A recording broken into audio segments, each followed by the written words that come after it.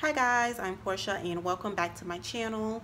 In this video, I'm going to be talking to you guys about the cost for starting a home care agency. Welcome my first time visitors as well as my return visitors and my subscribers. I want to thank you guys so much because I have been seeing such positive growth and I'm very excited. I've also been able to work with some of you guys on a one-on-one basis, and thank you so much for trusting in me and believing in what I am trying to do here with this channel. Also, I have gained 2 patrons to my Patreon account. If you're not familiar with Patreon, it is a platform where I will be uploading exclusive content for those of you who would like to just have a closer relationship with me and also like to support the channel and also like to just receive a little bit of additional information about home care startups.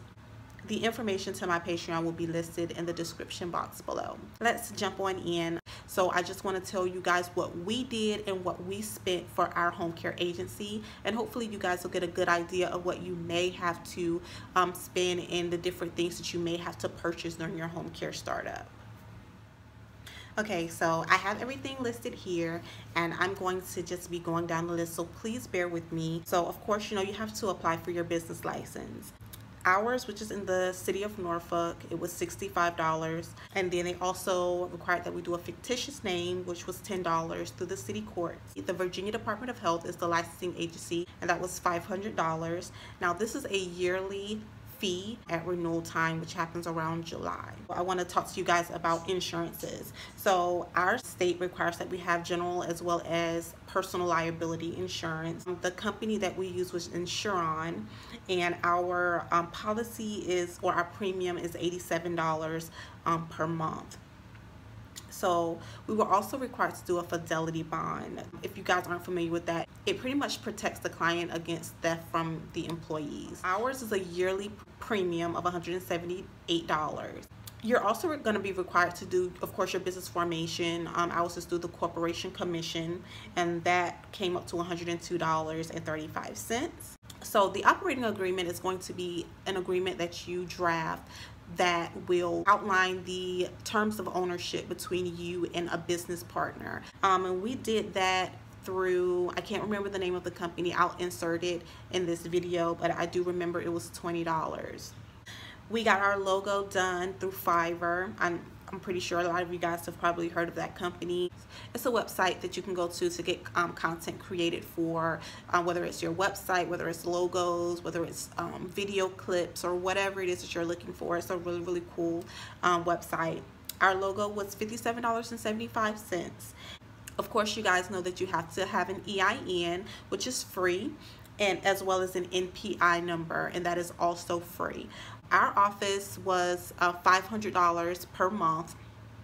Right now we just did a renewal, so it just went up $25, so we're actually paying $525 now. But it came with some furniture because my mother needed a desk as well, so we went to Big Lots and we got a $30, just like a $30 writer's desk. We went to this place called Portsmouth Pond, which is like a used electronics store, and we purchased our desktop computer. It was like $120, which we were really happy about. It works perfect for what we needed.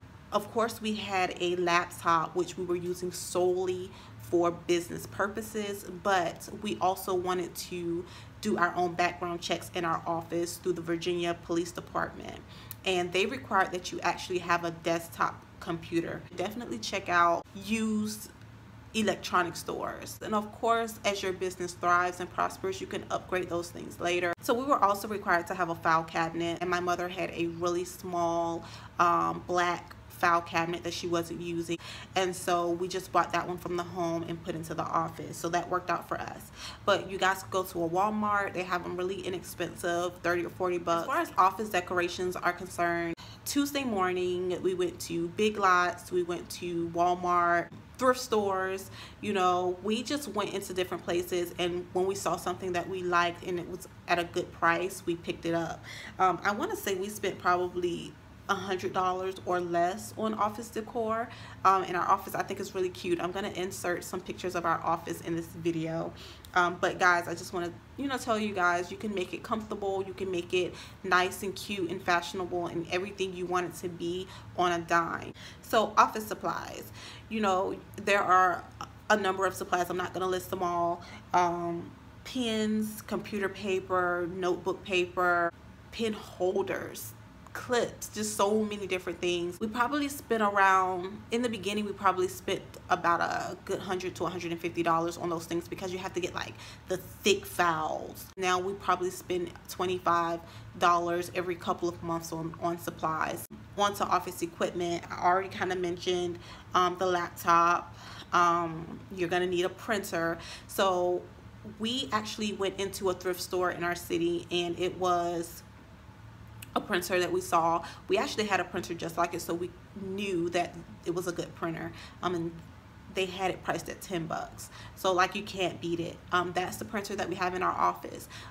Now our ink for this printer costs about $50 in the value pack, and so that is, to me, a little pricey, and plus it is a smaller printer, so you can't, like, it doesn't do like the fast printing and all of those types of things, but it works perfectly for what we need it for right now. And also, when you are thinking about buying your printer, check those ink prices to make sure that you're not going to be spending an arm and a leg every couple of months when you have to buy the ink. So as far as marketing, we used Vistaprint, and I'm very happy with Vistaprint. Now, I know you guys may know other companies where you can go and do it cheaper, but the quality of Vistaprint is like amazing. And everyone that sees our marketing materials are always impressed. They're very quick, it's very professional. They have all of the systems in place for you to create whatever kind of document it is that you're trying to create. So we have two different types of brochures. I can only find one to show you guys, but I do have this brochure to show you guys. And first off, I love these two right here. So this is my grandmother and my mother, who is my business partner, and we actually took these pictures, I want to say maybe a month before my grandmother passed. So these pictures in this brochure is very, very important to us. We hold these pictures very dear, but I just wanted to kind of show you guys the brochure. I designed this brochure using the Vistaprint platform, and this is the inside of the brochure, and then here's the back of the brochure, and then this is a picture of all of us. As far as the cost for the marketing materials, you know what, I can't remember, and I didn't write it down. So what I'm gonna do is I'm going to look, and then I'll insert it here. So now I'm gonna go into the overhead. I think our overhead is like pretty inexpensive. We pay $525 for rent. We also recently started working with a marketing agency, and that company, we pay $250 a month.